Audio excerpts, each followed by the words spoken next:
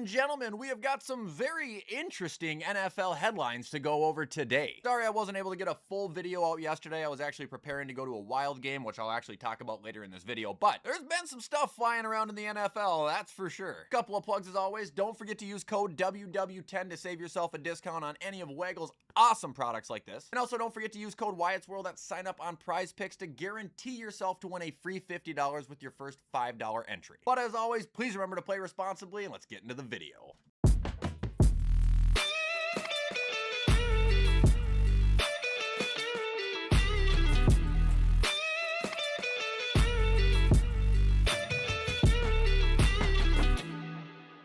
Okay, so first thing we're reacting to today is probably the biggest piece of news, if you're asking me, out of the last 24 hours, and that's Bill Belichick not being a first ballot Hall of Famer. Listen, it's not often that the entire internet can come together and agree on something, and that's something that happened yesterday about this. I've never seen so many people just continuously agree with each other that this man got screwed. You had fans, you had analysts, you had athletes, everyone asking how the hell was this possible? You got a 6-time Super Bowl champion, arguably the greatest head coach of all time, and you're not going to put him in the Hall of Fame. This doesn't mean he won't be able to get in someday, but first ballot, I mean, wow. And naturally, you know, I tried to read and investigate more into like how this is even possible. And what it's sounding like now is that there was a committee of voters who were pretty much against putting him in as a first ballot. There's a voter right here that reportedly said Belichick should wait a year because of the Spygate. Obviously, another coach saying the same thing about the Deflategate. And Schefter himself even said that it came up in deliberations among voters. It also says here, one anonymous coach is apparently furious about the decision, saying if you can't take your personal emotion out of this, then you shouldn't be a voter, but nobody knows who that coach is as of now. But if I had to take a guess on who that coach is, shockingly, believe it or not, Andy Reid. Look, I'm all about protecting the integrity of the game, I really am. I don't believe steroid users should be in the Hall of Fame in baseball. Oh, I shouldn't say that, because I think Barry Bonds should be a Hall of Famer, but I get the argument, but again, this isn't just some average Joe coach. This is like the greatest coach of all time. I'd even take it a step further to say that if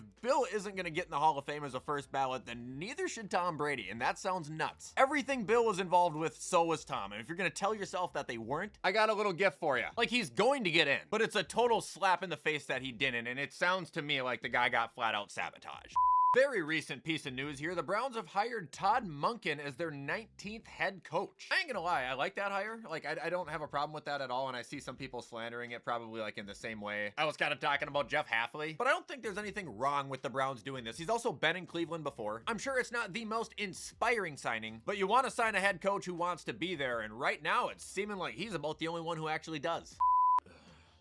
Now I'll give my formal YouTube reaction to Joe Brady being promoted as the Bills head coach now. I don't want to be negative, but I hate it. I really do. I think that it was pointless to fire Sean. I mean, Josh Allen is this guy's credentials. He's one of the most predictable play callers in the league. Josh Allen wasn't his quarterback. He would not be in this position or even considered. Like, yeah, the Bills, they're trying to stay in-house, right? They want some, you know, familiarity or what the fuck? How do I say it? Familiarity? They want someone familiar in the house. But also, I think that's kind of the reason we got rid of Sean, right? Just to change. This isn't changing. This is stepping backwards, like that meme of the guy that supposedly lost weight but just moved backwards towards the window. This is signing Josh Palmer. This is signing Curtis Samuel. This is signing a 33-year-old Von Miller for $120 million.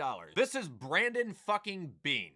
Now we move on to a Twitter exchange from Baker Mayfield last week that I quite literally thought was AI, so like I never paid attention to it because I just thought it was fake, and it turns out that it's 100% real. So some dude named Orlando Ledbetter said Falcons' Kevin Stefanski had a dumpster fire at quarterback in Cleveland. Baker Mayfield and Deshaun Watson failed, which started a chain reaction of 11 other starters. Baker Mayfield himself responded by saying, "Failed is quite the reach, pal. Still waiting on a text/call from him after I got shipped off like a piece of garbage. Can't wait to see you twice a year, coach." He said that. That is insane. And sadly, as much as I like Kevin Stefanski, I think that just kind of adds to the fuel that if he does not like you, he makes it very fucking obvious.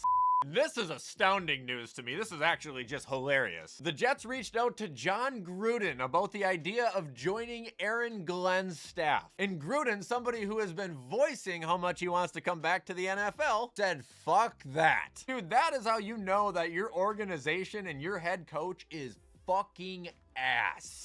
And then this is kind of a concerning headline for Bronco fans, and it doesn't have to necessarily be concerning, but in an interview, Sean Payton says Bo Nix has an ankle condition that made the injury inevitable. He said it was not a matter of if he got hurt, it was a matter of when. Now, the reason I'm saying that could be concerning is because of the key word condition. Typically, condition means something that isn't going away. Meaning, is this something that's gonna reoccur?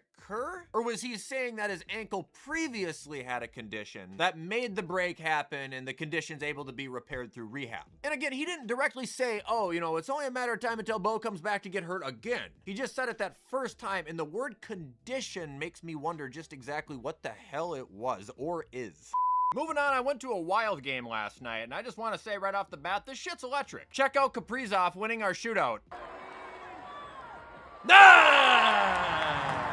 Electric! I have a feeling it would have been louder, but they still had a shot after that. Gotta say, dude, hockey is really fun to watch in person, although I will say it might be the most ref-dominated sport I've ever seen live. That was nuts. I don't watch it enough to know people who watch hockey or people who watch the Wild. Was that normal last night? Like, pardon my language, but we got fucking screwed the whole night. Also, I would like to say I think I hold a record for possibly the best in-person attendance overtime record out of professional sports. I don't go to a lot of games, man, but when I do, they go to overtime. 2 of my 3 Wild games, overtime. My 1 actual regular season NFL game in Buffalo, overtime. 2 of my 4 Timberwolves games we've been to, overtime. You go to a Minnesota Twins game, there's like a 90% chance you're gonna go to extra innings. I would genuinely say 65 or more % of the in-person games I've ever attended have went to OT or extras.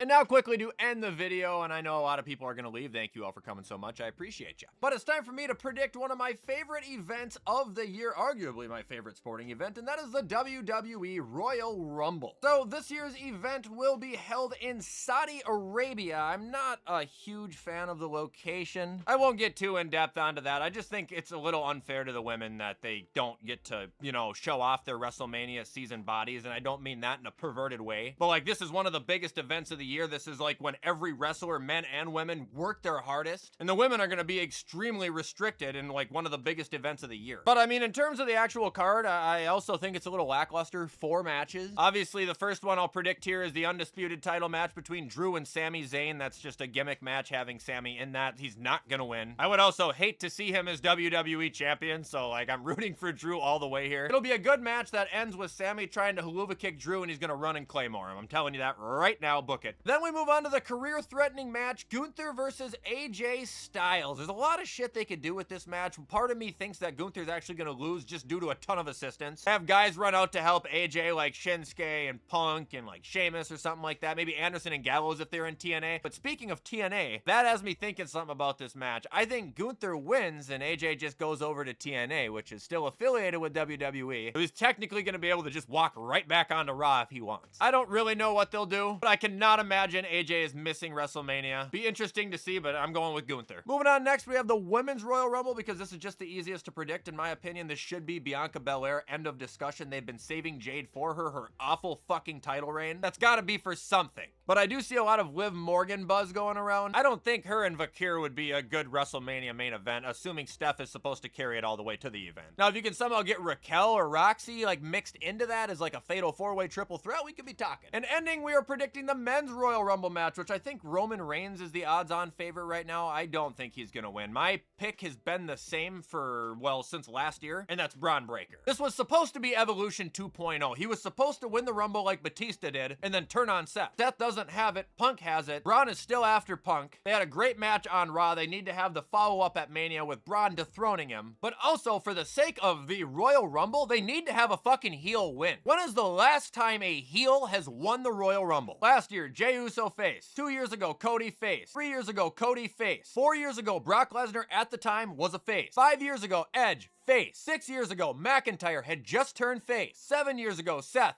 face. 8 years ago, Shinsuke face. 9 years ago, Orton, you could debate it because he was technically part of the Wyatt family, but he was turning, so face. And then finally in 2016, Triple H won the Rumble. We're due for a heel to win it. It's gotta be Braun Breaker. That is going to be all for today's video, everybody. If you stuck around through it all, I appreciate you, and I hope you enjoy the Rumble. Let me know your pick. As always, if you guys want to show support to this video, please do it, because you know I appreciate any and all help. But in the meantime, I'm going to get this whipped up so you guys can watch it on time. Have a great rest of your day, and I will see you in the next video.